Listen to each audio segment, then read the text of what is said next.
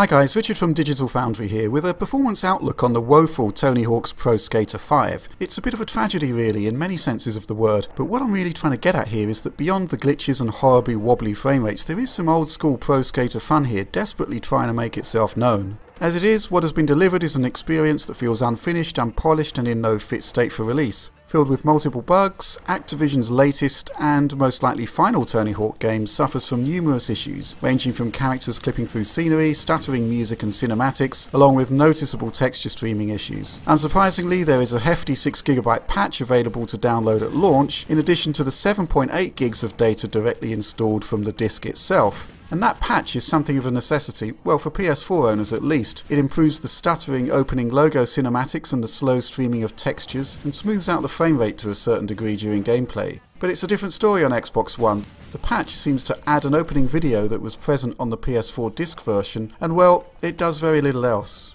Texture streaming is a real concern here. It takes anything from 15 to 30 seconds for high-resolution assets to load on Xbox One, with blurry areas easily visible across the ground, walls and half-pipes, something the patch doesn't seem to fix. Now here, matters are improved on the PS4. All assets usually resolve on screen within a few seconds once the patch is installed. The way the game deals with streaming in assets after a location is loaded also appears to have a noticeable impact on performance on Xbox One. Frame rates are more severely affected while blurry artwork is on screen, and we suspect that streaming in those assets during gameplay is causing a noticeable performance bottleneck.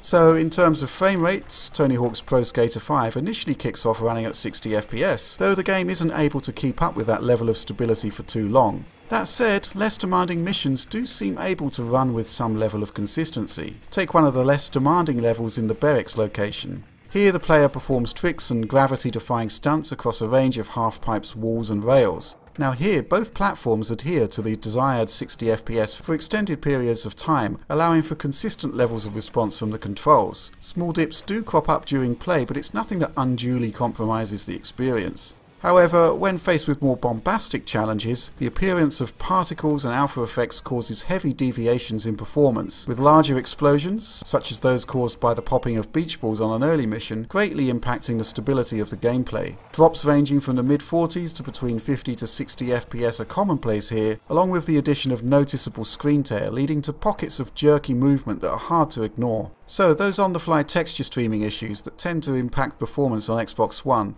well, retrying the mission once all high-quality assets have loaded dramatically improves the frame rate, and while performance drops aren't completely eliminated, the amount of stuttering is noticeably reduced.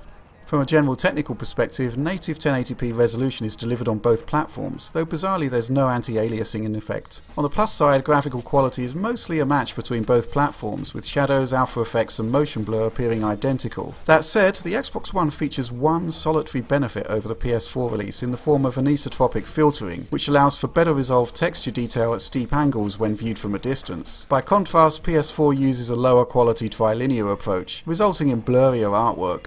Clearly there's a long way to go before Tony Hawk's Pro Skater 5 can be considered a worthwhile swan song for the long-running franchise. The dated visuals could be overlooked if the core gameplay was up to scratch, but the odd collision detection problems, randomly unreliable physics and glitches that cause mission markers to become unselectable, well, all of that stuff ruins the fun.